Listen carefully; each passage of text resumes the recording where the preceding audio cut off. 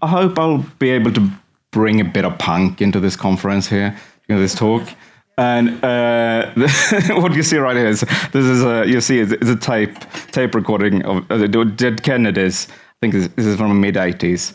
Home taping is killing record industry profits. We left this side blank so that you can help. I think that's brilliant. Parts of this going to be about the similarities between the music industry and the fashion industry, and what we can learn from the music industry. But the title of this talk here, or this presentation, is, as you might have read, Open Source Design Development: How Free Access to Digital Design Information Will Transform the Fashion Industry. And I don't know exactly how this will transform it, but this is some sort of qualified guesses or theories or thoughts I have about it that I will share with you here. It could also be called Listen to the Music, or if we want to be a bit more punk, the end of fashion brands. Scary, isn't it? I'm a medical linguist. I have a background as a tailor, a designer, a researcher at the Swedish School of Textile. I worked in the industry, sort of stretching from couture and bespoke tailoring to sportswear. I co-created the label Attack in 2016, sort of benchmarking the setup of how we can work with digital 3D visualizations for fashion. Today, I operate a small factory, a digiphysical factory in Sweden. We produce digital and physical garments. So we do all our product developments in Clo3D, and the visualizations and animations. We use Clo3D also for all our production, all the grading, all the layout planning, everything is done in the same system today. We still have a traditional 2D CAD software, but I haven't used it for 2 months, to be honest. So we're a team of 7 people, 4 working in the physical production and 3 sort of in digital and management.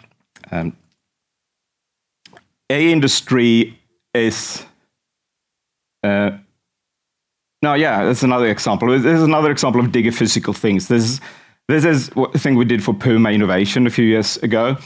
It's sort of the concept for Puma's first esport collection.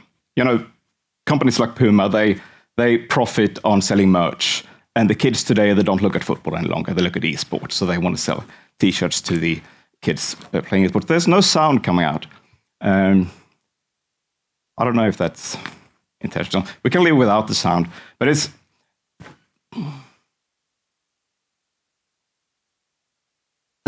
quite a fantastic project for me to work with, where we can sort of really combine the physical and the digital. And then after these conceptual developments, the sketches, this sort of became the first sponsored esport team that Puma sponsored, and basically this was a remake of Puma's T7 tracksuit that was really comfortable to sit down in.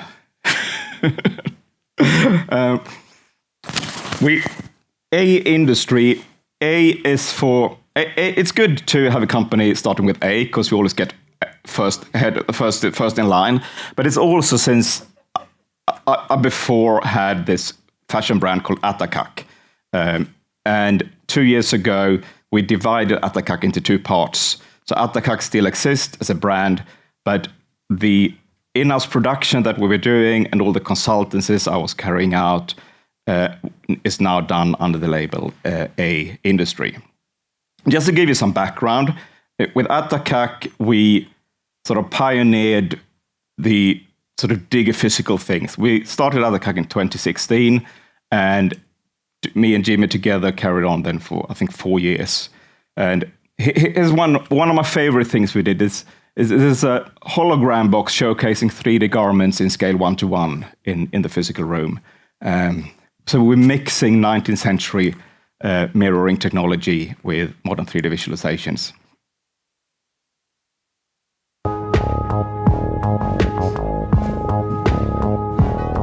It is better with sound, isn't it? Yeah. Oh, we speed through that a bit. So yeah, and with Attack, we were sort of pioneers in, I think it's 2016, starting actually selling garments on rendered images.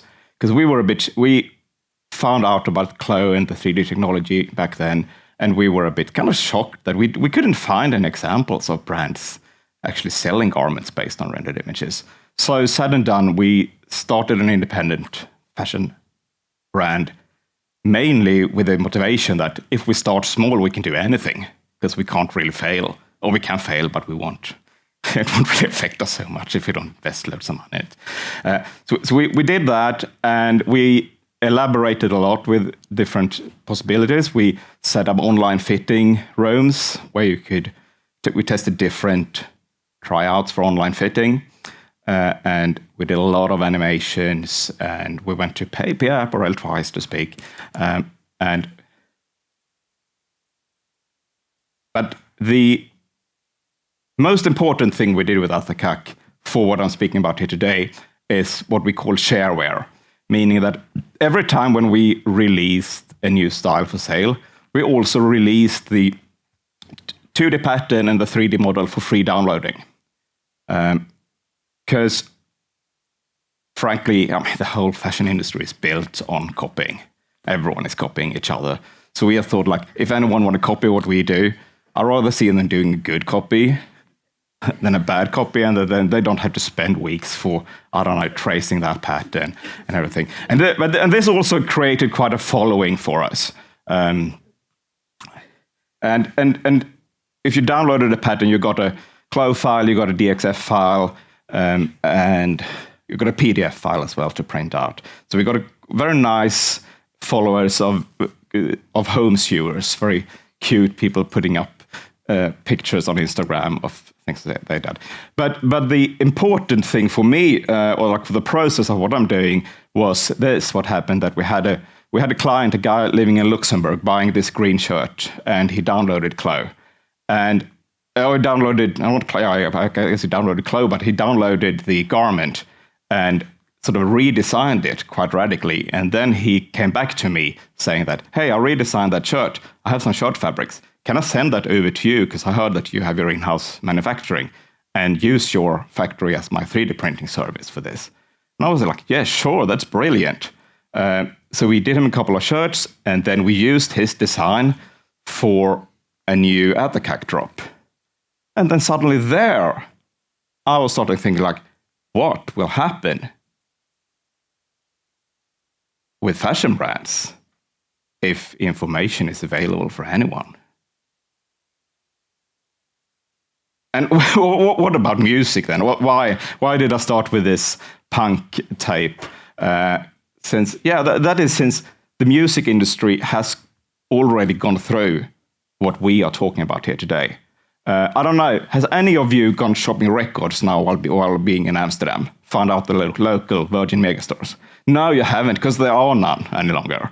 Everyone is, we're consuming our music through streamed media. And also, so this is a really game changer. And that change is not only for us as consumers, it's also for artists or musicians. I can create a song today, probably just downloading an app on my phone, and in 10 minutes play a song here. It will probably sound as shit, but it will be a unique new tune that probably no one ever heard. So it's really changed the whole setup, and so it's everything from creation to distribution. And I learned that in Sweden on Spotify, the majority of everything that is streamed is independent music now. The music that has been created and produced without any connection to any major record labels. And record labels, that used to be the main thing on the record. You see here, the record label, that is printed larger than the artist. And when I was buying records in the 90s, I was quite nerdy, but when I was buying records now, I moved to London only to buy records because I couldn't find them in Sweden, the records I wanted. Then I always knew which record label the artist I was listening to was signed on. Who knows that today? I don't know, no one. And why was it like this? That was since it was super expensive to record and distribute music. This is supposed to have been the world's most expensive recording studio. At least when I Googled the world's most expensive recording studio, this was the image number one. And it looks really, I don't know, extensive. So we're going to listen to a very wise man being interviewed 20 years ago, is David Bowie, in Swedish television about the internet and the development of the music industry. And now we see if the music sound works. I think that we're moving into a time when music will be fully available in the same way that water or electricity is from the internet. When broadband becomes the order of the day everywhere, which won't be that long, it can only be a few years away. When that finally happens, I think it will obliterate the idea of the record industry at the moment and change it.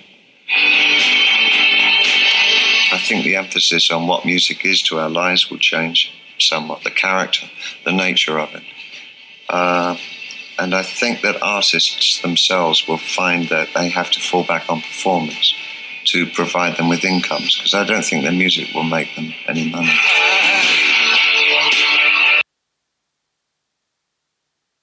Yeah, it's quite right. He was quite right. And imagine that he's talking about the fashion industry. And he's saying that the fashion... Oh, here I've written down that, I think that we're moving into music, blah, blah, blah. And if it would be fashion, I think that we're moving into a time when fashion designs will be fully available in the same way as water or electricity is from the internet. And it will obliterate the idea of the fashion industry and change it. And I think the emphasis of what fashion is to our lives will change. The character and the nature of it. And this could sound a bit sad. And I guess it is, in a way, because with change, things changes and some things get lost. And I kind of miss those record stores. But on the other hand, I think it's fantastic with the accessibility to music. But also music is something else to us today, or at least to me. Maybe it's since I'm older, but I think it's not only that. And so then let's have a look at what it looked like then when 20 years ago. Then even more than that, we went through all these different hardwares in music industry. And in year 2000, we already had the technique for music streaming that Bowie is talking about here. Of course, it wasn't mainstream, but the technique was there. So then, what kind of technique do we have today in the fashion industry? And one thing that I'm going to sort of base this is on, I use Clo 3D for my designs. And Clo released 1 year ago what they call this Closet Connect. So an open platform online where any Clo users could share their designs or sell them or just put them up for show. Here you can find then, I think it's about 700 designs that people agreed that you can use these for physical production. And that doesn't really matter if they agreed to that, because copyright protection for patents in fashion industry is almost none. So just if you get hold of the shape, you can quite safely use it. There's 167 dig-a-physical fabrics from the European fabric supplier Swatch on. Now we have the sound why we shouldn't have it. I recorded this on the air report yesterday. So this means that these fabrics you can download and also order as physical fabrics right away, because they have all these in stock in Korea. With our industry, we did a project last year together with House Sanders, sitting over here at House of You. It's a print house here in the Netherlands for digital printing. So we took 10 of their stock fabrics, the sustainable stock fabrics, and we digitized those, meaning we measured all the physical properties and got a bunch of numbers and typed them into Clo to get the drape and the feel and everything. And then we scanned the textures. You probably know how this works. So then one could, before ordering any fabric samples, one can apply that fabric on your design. And I thought this was suitable from a conceptual level, because this is fabrics then that is for digital printing. And here we had a link also to House of You, so you could go in there and download the fabric, order fabric samples, and then apply your print sketches on your 3D designs before ordering any fabrics there. Yeah, you get it. What I'm currently doing is sort of version 2 of the shareware project that we did earlier, which we now called open source production patterns. So I re-released a lot of AutoCAD patterns. I hosted workshops with a number of different student groups, and I also invited others to contribute to build like an online open source production pattern archive. Because we have these 700 garments in Closet Connect, and there's more in different CG traders and these sites where you can download 3D models. But a lot of those styles, they are not made for physical production. In here, I set up a manual, a PDF, that sort of goes through exactly how I think a garment should be set up in Clo, so that you can also print out the pattern and use it. So this is very dry. You just go through everything with notch seam allowances, fusing, grading, point on measurements, everything. And then I want to ask all of you to join in and be this catalyst of change, because this is going to happen. Sooner or later, you like it or not, all this information will be out there. So we better together put together a sort of a good base to work from. Because this, which has been like trade secrets for 200 years, now it will be open for everyone, the patents. And we can let it take 10 years, or we can just pull it together and have a good base set up in, 2 years. So then, right now, we can see this jacket. You see here, its size range, it just has 3 sizes, and this is some background information. And then one can download it. And this comes as the really interesting thing. Do you know what this is? Have you seen this? Anyway, this is Clo 3D's latest software called Ginny. They released it as a beta before Christmas. It's only you can say it's a simplified version of the 3D interface in Clo. They also tossed in some of these cute avatars for animation games and online metaverse things. And that's probably what it's going to be used for first. But this is a snapshot version of garment design. So here you can pull in any avatar and adjust the size of it. And then they have some predefined garments, but you can also pull in any of the designs from our open source library, and it auto-grades on that avatar. So it changes in size automatically. And if you change the avatar, the garment is auto-graded again. So here we pull in, this is a bit a scan on me. And now it's going to be another one again. And then the garment changes in fit again. So we still have the pattern in the background. We never see it. And you can do you can't do everything because it's still a beta, but you can apply textures and graphics and different trims. And you can even change the shape here and the lines and everything. And the pattern is there in the background. And for being a beta version, this works fantastically. It doesn't work to 100% today, but I would say it works to 95%. And this auto grading, when Chloe released that 2 years ago, it was pretty crap. Now it's very good. We use that for our production. We still oversee the result, but we use it for grading things for production. I originally was going to come here and talk to you about a revolution, but with the discussion of the post-truth world, it feels like a counter-revolution now.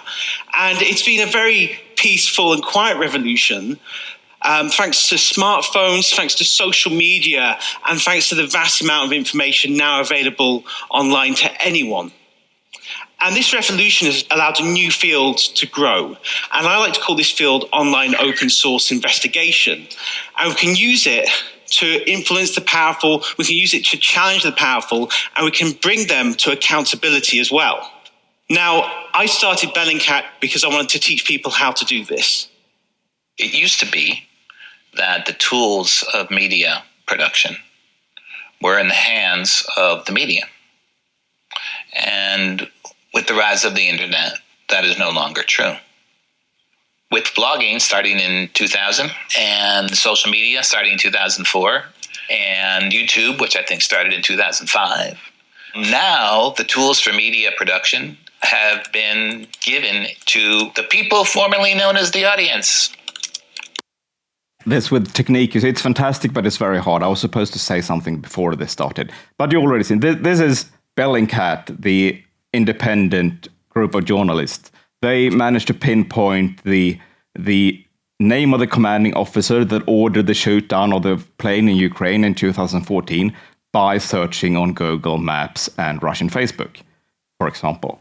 And they talk about that then, how the media work has changed due to access to other technologies. And so then again, I see this Ginny tool. That's the first step towards something that could be seen as online design, open source design development. And these tools that has been earlier been very secretively kept within the industry. Now almost anyone will be able to then download a 3D style and a pattern, change it, apply a print if they like, bring in a fabric, which is also available in physical life, and then render those images and put them up for sale. And still today, I mean, even with the software, you need a bit of skills. Or you can compare it to when I started my first online store in 2009, I think. That costed 20,000 euros. Today, you could have started an online store while I was speaking here for 15 euros. That easy. And that's where we will be heading with this. And then we see the rise of new sort of marketplaces online or communities. As this is Meta Factory, such an online community which Winston and some other guys are operating. Can you just tell us quickly what this is? Sure. So Meta Factory is a community built on blockchain, and it's not fashion native at all. It's a bunch of tech guys predominantly, but the ethos in tech of open source is almost natural now. And we were moving into, so we are a marketplace for fashion, community built fashion brands. And we were looking for our first cut and sew manufacturing. So we actually found Rickard and his open source patterns, and it was really the only thing that we found. And we actually downloaded Clo and started figuring it out. And I think the shock of there not really being open source was one thing, but the second part of it is it feels inevitable, and it's an amazing new consumer experience when the consumer is activated to be creative as part of the entire design process. And I feel like it's a service to, we talk a lot about consumers making choices and what does a consumer want.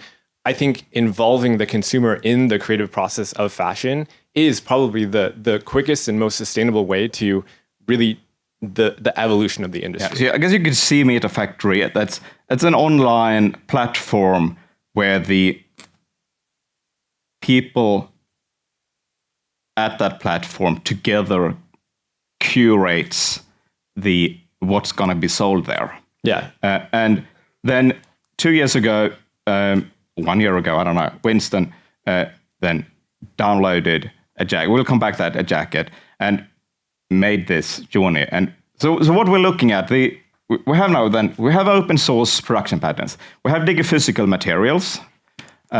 We also have online open source design development tools coming up. We have new kinds of pre-order platforms and digital communities for sales for this. We also have, within this online open source design developments and also other softwares parallel to this, we have digital auto-grading through the UV mapping, meaning that if you change the avatar, the garment automatically change in the UV mapping. And then we have local microfactories. And yeah, as I said, I can't tell exactly what this will be leading. But I think if we look at what happened to the music industry, we can start sort of trying to imagine where this will be. And I don't know, it might... And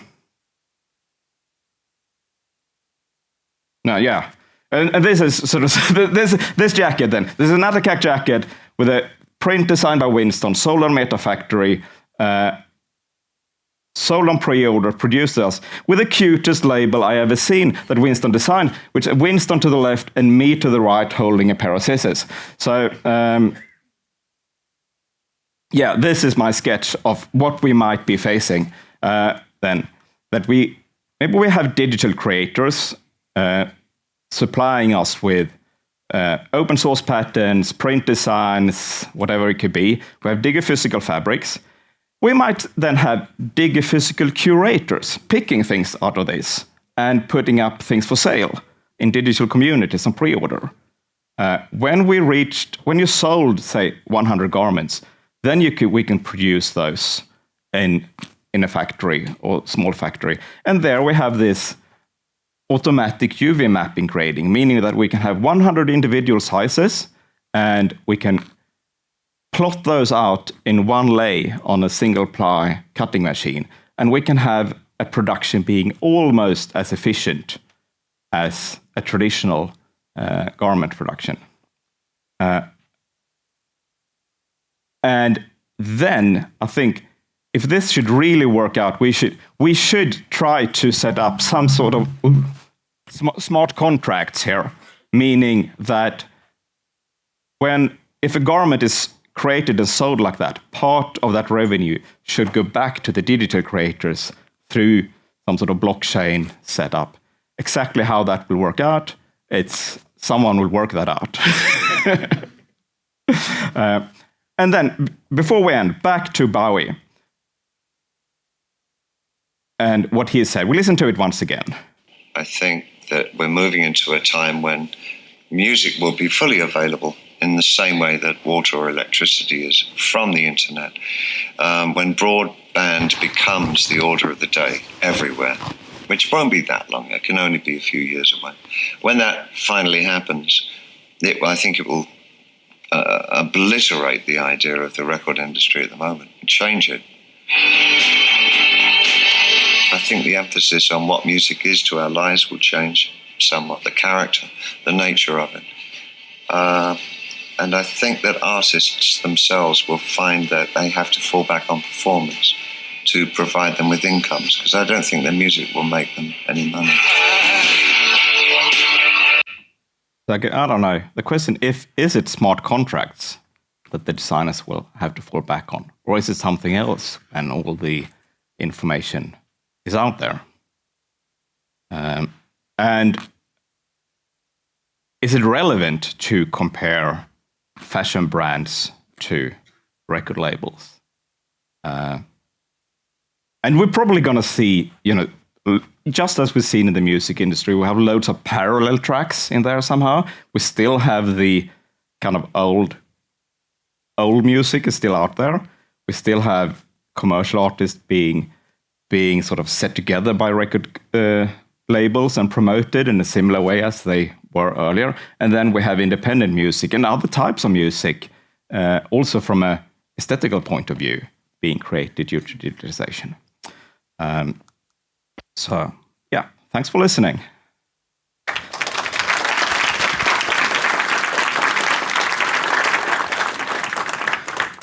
I believe we also have, we even have time for some questions. Here you go. Do you ever worry about bigger high street or like fashion giants using the patterns that you put up for open source? No, why should I? I don't know, maybe it sounds nice to have like independent designers or like the smaller community using it, but you don't worry about it. But like everyone's already been doing that for a long time. And it's not only the big sort of high street fashions, and also the couture or the sort of the designer labels. They buy things from H&M and knock those off to get basic fits. So it already works all the way back and forth. Yeah. And everyone who's claiming something else, they're lying. Thank you. That was really inspiring. I also think it always develops because you say, well, this is the sketch for the future, but then, okay, we go that direction, and then there will be another sketch. So it's always developing. So there's never an end to that. That makes it interesting and also not a problem to copy, because then after that there will be something new. Yeah, of course, this is only one sketch, and we will see parallel things developing. And of course, what I've been outlining here is not applicable straight away in an upscaled level, but then the making of Tesla wasn't either in the beginning. And a lot of people said that it will never be possible to make that car on an upscale level. And where are we now? And the of course, I mean, and the industry desperately needs to be changed. I didn't go into the environmental facts here because I know every one of you already know those things. So, yeah. I also thought it was kind of interesting with the artist part and being more reliant in the music industry of concerts and events, and started to think about what will the events and fashion industry go? What type of collaborations will there be? Like when everything becomes open sources, then other parts will also be more important, I think. And what is your thoughts about that? Like runways and events in general, and that's the question. What will still be there to pay for if everything is available? And I think eventually we might only be buying into production capacity. That's why I started a factory. But I know it's a tricky question. Where we'll be heading? And I think from one point of view, from a creative point of view, it's fantastic that you can have access to different things. And of course, from another point of view, things that's problematic. But then there's a lot of things which are problematic that we need to handle. And these things are not happening tomorrow, but we should be aware of sort of those, what is it? And the pioneers of these movements, they are probably not sitting here, but there are some tech geniuses somewhere. And I would say that the successful players in the fashion industry for the future, that will be they will come from the tech industry. We will see, we will have the Airbnbs of fashion, or sort of players coming in from the side, and several of the big brands will manage to make that transition, but several others will be replaced by others coming in with other kinds of solutions that we haven't seen before.